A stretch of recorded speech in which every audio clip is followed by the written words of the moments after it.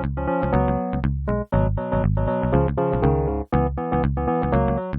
Friends, എല്ലാവർക്കും കുട്ടനാടൻ തട്ടുകടയുടെ പുതിയൊരു വീഡിയോയിലേക്ക് സ്വാഗതം. ഇന്ന് നമ്മൾ ചെയ്യാൻ പോകുന്നത് വളരെ ടേസ്റ്റി ആയിട്ടുള്ള ഇറച്ചിപ്പുട്ടാണ്.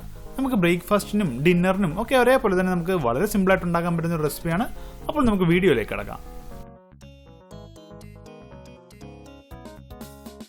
അപ്പോൾ വളരെ ടേസ്റ്റി ആയിട്ടുള്ള ഇറച്ചിപ്പുട്ട് ഉണ്ടാക്കാനായിട്ട് നമ്മളിവിടെ ബീഫ് എടുത്തിട്ടുണ്ട്. ബീഫ് ഇതുകൂടി നമ്മൾ ചെറിയ ചെറിയ പീസുകളായിട്ട് കട്ട് ചെയ്ത് വെച്ചിരിക്കുകയാണ്. നമ്മൾ നോർമൽ നമ്മൾ കറിക്കരിയതിനെക്കാട്ടി നമ്മൾ ഒത്തിരി ചെറുതായിട്ടാണ് നമ്മൾ കട്ട് ചെയ്യുന്നത്. അപ്പോൾ ഇതുകൂട്ട് കട്ട് ചെയ്യാൻ നിങ്ങൾ ശ്രദ്ധിക്കുക. അടുത്തതായി നമ്മളിവിടെ ഒരു 2 മീഡിയം സൈസ് സവാള നമ്മളിതുകൂടി ചെറുതായിട്ട് നമ്മൾ ചോപ്പ് ചെയ്ത് വെച്ചിട്ടുണ്ട്. അതോടൊപ്പം തന്നെ ഒരു 2 മീഡിയം സൈസ് തക്കാളി കൂടെ നമ്മളിവിടെ എടുത്തിട്ടുണ്ട്. ഇതോടൊപ്പം നമ്മളിവിടെ കുറച്ച് മല്ലിയില നമ്മളിതുകൂടി ചെറുതായിട്ട് നമ്മൾ കട്ട് ചെയ്ത് വെച്ചിട്ടുണ്ട്. കൂടാതെ കുറച്ച് കറിവേപ്പില കൂടെ നമ്മളിതുകൂടി ചെറുതായിട്ട് ചോപ്പ് ചെയ്തിട്ടുണ്ട്.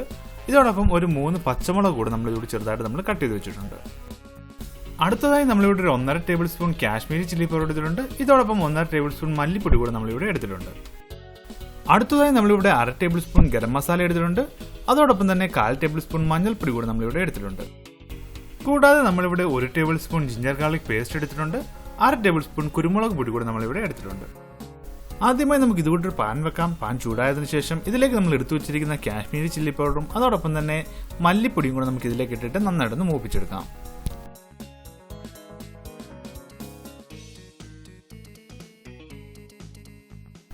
മുളക് പൊടിയും മല്ലിപ്പൊടിയും കൂടെ ഒന്ന് മൂപ്പിച്ചതിന് ശേഷം ഇതിലേക്ക് നമ്മൾ എടുത്തു വെച്ചിരിക്കുന്ന മഞ്ഞൾപ്പൊടി നമുക്കിപ്പോൾ ഇതിലേക്ക് ഇട്ട് കൊടുക്കാം.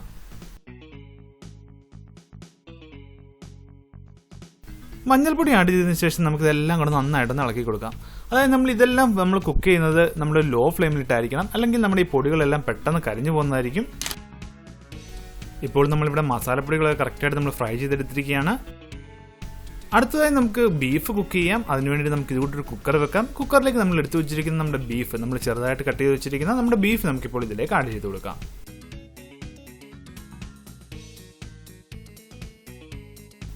ബീഫ് ആഡ് ചെയ്തതിനു ശേഷം നമ്മൾ റോസ്റ്റ് ചെയ്ത് വെച്ചിരിക്കുന്ന നമ്മുടെ മസാലപ്പൊടികൾ നമുക്കിപ്പോൾ ഇതിലേക്ക് ഇട്ട് കൊടുക്കാം. അടുത്തതായി നമുക്ക് ഇതിലേക്ക് നമ്മൾ എടുത്തു വെച്ചിരിക്കുന്ന ജിഞ്ചർ ഗാർലിക് പേസ്റ്റ്, നമ്മളിവിടെ 1 ടേബിൾ സ്പൂൺ ആണ് എടുത്തിരിക്കുന്നത്. അതിന്റെ ഹാഫ് നമുക്കിപ്പോൾ ഇതിലേക്ക് ഇട്ട് കൊടുക്കാം. ഇതോടൊപ്പം തന്നെ നമ്മൾ എടുത്തു വെച്ചിരിക്കുന്ന 1/2 ടേബിൾ സ്പൂൺ ഗരം മസാല അതുകൂടെ നമുക്കിപ്പോൾ ഇതിലേക്ക് ഇട്ട് കൊടുക്കാം. നമ്മൾ മസാലപ്പൊടികളെല്ലാം നമ്മൾ ഇവിടെ വെച്ചാണ് ആഡ് ചെയ്യുന്നത്. കൂടാതെ നമ്മൾ എടുത്തു വെച്ചിരിക്കുന്ന 1/2 ടേബിൾ സ്പൂൺ കുരുമുളക് പൊടി കൂടെ നമുക്കിപ്പോൾ ഇതിലേക്ക് ആഡ് ചെയ്യാം. അവസാനമായി നമുക്ക് ഇതിലേക്ക് ആവശ്യത്തിന് ഉപ്പ് കൂടെ നമുക്കിപ്പോൾ ആഡ് ചെയ്ത് കൊടുക്കാം. ഉപ്പ് കൂടെ ആഡ് ചെയ്തതിനു ശേഷം നമുക്ക് ഇതെല്ലാം കൂടെ നന്നായിട്ടൊന്ന് മിക്സ് ചെയ്യാം. അതായത് നമ്മുടെ ഈ മസാലപ്പൊടികളെല്ലാം കറക്റ്റായിട്ട് നമ്മുടെ ബീഫിലേക്കൊക്കെ കിട്ടുന്നത് പോലെ നന്നായിട്ടൊന്ന് മിക്സ് ചെയ്ത് കൊടുക്കാം. ഇതോടൊപ്പം നമുക്ക് ഇതിലേക്ക് ഒരു 2 ടേബിൾ സ്പൂൺ വെളിച്ചെണ്ണ കൂടെ നമുക്കിപ്പോൾ ഇതിലേക്ക് ആഡ് ചെയ്ത് കൊടുക്കാം. ഇതോടൊപ്പം നമുക്ക് ഇതിലേക്ക് ഒരു 1/4 കപ്പ് വെള്ളം കൂടെ നമുക്ക് ഒഴിച്ചു കൊടുക്കാം. ഇത് നമുക്ക് അടിക്ക് പിടിക്കുമോ എന്നുള്ളൊരു പേടി ഉണ്ടെങ്കിൽ അതൊന്ന് ഒഴിവാക്കാൻ വേണ്ടിയിട്ടാണ്. ഒത്തിരി ഒന്നും ആഡ് ചെയ്യേണ്ട ആവശ്യമില്ല. ഒരു 1/4 കപ്പ് ഒഴിച്ചാൽ മതി. എന്നിട്ട് നന്നായിട്ടൊന്ന് മിക്സ് ചെയ്യാം. ഇപ്പോൾ നമ്മുടെ മസാലയൊക്കെ കറക്റ്റായിട്ട് നമ്മൾ ബീഫിൽ മിക്സ് ചെയ്തിരിക്കുകയാണ്. ഇത് നമുക്ക് ഏകദേശം ഒരു 6-7 വിസിൽ കിട്ടുന്നിടം വരെ നമുക്കിതൊന്ന് കുക്ക് ചെയ്തെടുക്കാം. ബീഫ് കുക്കാവുന്ന ഈ സമയം കൊണ്ട് തന്നെ നമുക്ക് ബാക്കിയുള്ള കാര്യങ്ങൾ ചെയ്തെടുക്കാം. അതിനുവേണ്ടി നമുക്ക് ഇതുകൂടെ ഒരു പാൻ വെക്കാം. പാൻ നന്നായി ചൂടായി കഴിയുമ്പോൾ ഇതിലേക്ക് ആവശ്യത്തിന് വെളിച്ചെണ്ണ ഒഴിച്ചു കൊടുക്കാം. എണ്ണ നന്നായി ചൂടായി കഴിയുമ്പോഴേക്കും നമ്മൾ ചെറുതായിട്ട് ചോപ്പ് ചെയ്ത് വെച്ചിരിക്കുന്ന നമ്മുടെ സവാള നമുക്കിപ്പോൾ ഇതിലേക്ക് ആഡ് ചെയ്യാം. സവാള പെട്ടെന്ന് വഴന്ന് കിട്ടാനായിട്ട് നമുക്ക് ഇതിലേക്ക് കുറച്ച് ഉപ്പ് കൂടെ ആഡ് ചെയ്ത് കൊടുക്കാം. ഉപ്പ് ആഡ് ചെയ്യുമ്പോൾ നിങ്ങൾ പ്രത്യേകം ശ്രദ്ധിക്കണം. കാരണം നമ്മൾ ബീഫിൽ ഓൾറെഡി നമ്മൾ ഉപ്പിട്ടിട്ടുണ്ട്. അപ്പോൾ അതനുസരിച്ച് വേണം നമുക്ക് ഇവിടെ ഉപ്പ് ആഡ് ചെയ്യാനായിട്ട്. നമുക്ക് ഈ സവാള നന്നായിട്ടൊന്ന് വഴറ്റിയെടുക്കാം. അതായത് നമ്മുടെ സവാള ഏകദേശം ഒരു ബ്രൗൺ നിറമാകണം. ആ സ്റ്റേജ് ആകുന്ന വരെ നമുക്കിത് വഴറ്റിയെടുക്കേണ്ടതായിട്ടുണ്ട്. നമുക്കിതിലേക്ക് നമ്മൾ എടുത്തു വെച്ചിരിക്കുന്ന ബാക്കി ജിഞ്ചർ ഗാർലിക് പേസ്റ്റ് നമുക്കിപ്പോൾ ഇതിലേക്ക് ആഡ് ചെയ്ത് കൊടുക്കാം. നമുക്ക് നന്നായിട്ടൊന്ന് വഴറ്റി കൊടുക്കാം. അതായത് ഈ വെളുത്തുള്ളിയുടെ ഇഞ്ചിയുടെയൊക്കെ ആ ഒരു പച്ചമണം ഒന്ന് മാറുന്നിടം വരെ നന്നായിട്ടൊന്ന് വഴറ്റിയെടുക്കാം. അടുത്തതായി നമ്മൾ എടുത്തു വെച്ചിരിക്കുന്ന പച്ചമുളക്, കറിവേപ്പില, അതോടൊപ്പം തന്നെ നമ്മൾ എടുത്തു വെച്ചിരിക്കുന്ന മല്ലിയില, ഇത് 3ഉം കൂടെ നമുക്കിപ്പോൾ ഇതിലേക്ക് ആഡ് ചെയ്ത് കൊടുക്കാം. നമുക്കിതെല്ലാം കൂടെ നന്നായിട്ടൊന്ന് വഴറ്റിയെടുക്കാം. അതായത് ഞാൻ ആദ്യം പറഞ്ഞുകൊണ്ട് തന്നെ നമ്മുടെ ഈ സവാളയുടെ ഒക്കെ ആ ഒരു നിറമൊക്കെ മാറി ഒരു ലൈറ്റ് ബ്രൗൺ നിറമാകണം. ആ ഒരു സ്റ്റേജ് ആകുന്ന വരെ നമുക്കൊന്ന് വഴറ്റി കൊടുക്കാം.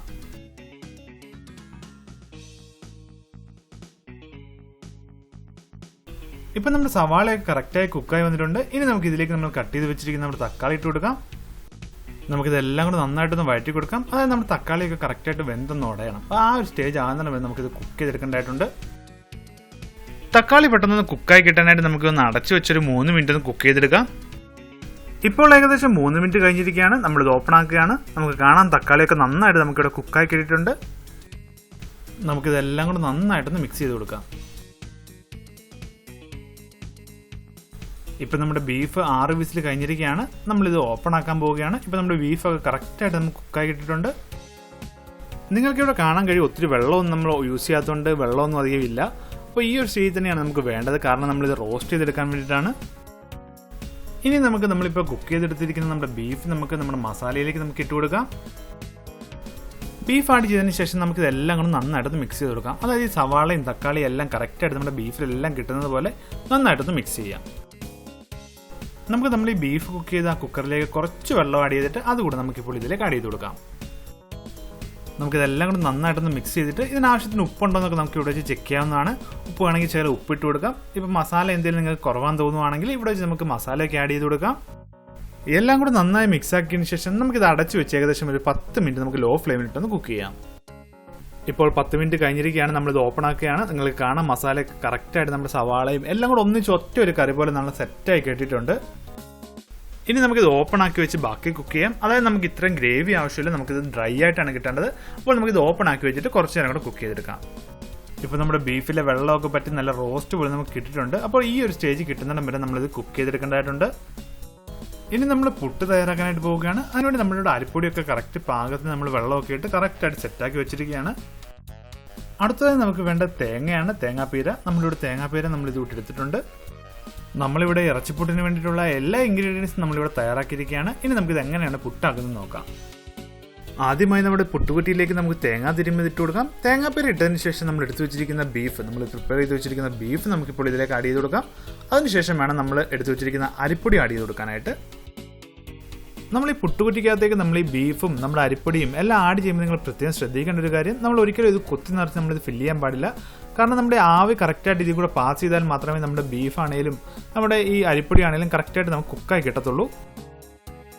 ഇതേപോലെ തന്നെ നമുക്ക് എല്ലാം ചെയ്തെടുക്കാം. ആദ്യമായി കുറച്ച് തേങ്ങാപ്പീര ഇടാം, അത് കഴിയുമ്പോൾ കുറച്ച് ബീഫ് ഇടാം, പിന്നെ നമുക്ക് കുറച്ച് അരിപ്പൊടി ഇടാം. അപ്പോൾ ഇതിൻ്റെ സ്റ്റേജിന് വല്ല അങ്ങോട്ടും ഇങ്ങോട്ടും മാറ്റം വന്നെന്ന് പറഞ്ഞിട്ട് കുഴപ്പമൊന്നും വരത്തില്ല. കറക്റ്റ് പെർഫെക്റ്റ് ആയിട്ടുള്ള ബീഫ് ഫുഡ് നമുക്ക് കിട്ടുന്നതായിരിക്കും.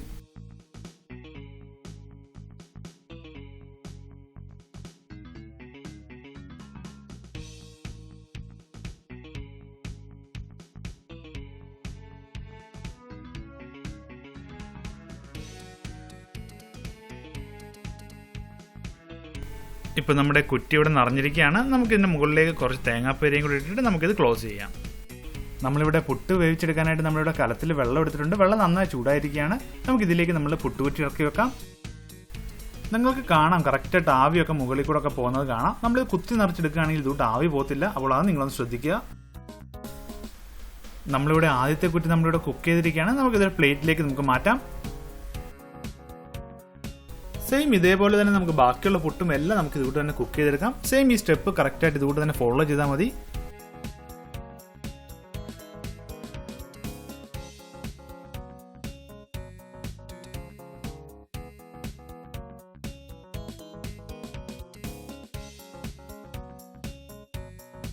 അങ്ങനെ നമ്മളിവിടെ 3 കുറ്റി ബീഫ് ഫുഡ് നമ്മളിവിടെ തയ്യാറാക്കിയിരിക്കുകയാണ്. വളരെ പെട്ടെന്ന് തന്നെ നമുക്ക് ഉണ്ടാക്കാൻ പറ്റുന്ന ഒരു റെസിപ്പിയാണ്. കാരണം നമുക്ക് ഈ ബീഫ് ഒന്ന് കുക്ക് ചെയ്യാനായിട്ടുള്ള ആ ഒരു സമയം മാത്രമേ നമുക്ക് ഇവിടെ നഷ്ടപ്പെടുന്നതായിട്ടുള്ളൂ. ഞങ്ങളുടെ വീഡിയോ ഇഷ്ടപ്പെട്ടാൽ നിങ്ങൾ തീർച്ചയായിട്ടും ലൈക്ക് ചെയ്യുക. നിങ്ങളുടെ അഭിപ്രായങ്ങൾ ഞങ്ങളെ കമൻറ്റിലൂടെ അറിയിക്കുക. ആദ്യമായാണ് ഞങ്ങൾ ചാനൽ കാണുന്നതെങ്കിൽ തീർച്ചയായിട്ടും സബ്സ്ക്രൈബ് ചെയ്യുക. അതോടൊപ്പം ആ ബെല്ലൈക്കൺ കൂടെ എനേബിൾ ചെയ്യുക. അപ്പോൾ ഞങ്ങളുടെ വീഡിയോസ് എല്ലാം കറക്റ്റായിട്ട് നിങ്ങൾക്ക് ലഭിക്കുന്നതായിരിക്കും. അപ്പോൾ അടുത്ത വീഡിയോയുമായി കാണുന്നതുവരെ എല്ലാവർക്കും ഗുഡ് ബൈ.